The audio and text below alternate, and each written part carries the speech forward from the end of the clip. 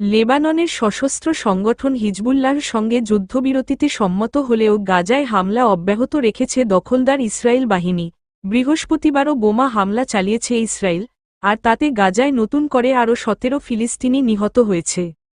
উত্তর গাজা উপত্যকার বেইট লাহিয়ায় কামাল আদওয়ানের একটি বাড়িতে এবং হাসপাতালের কাছে দুটি পৃথক বিমান হামলায় ৬ জন নিহত হয় এবং দক্ষিণে খান ইউনিসে একটি মোটরসাইকেল আঘাতে ইসরায়েলি হামলায় ৪ জন নিহত হওয়ার খবর পাওয়া গেছে।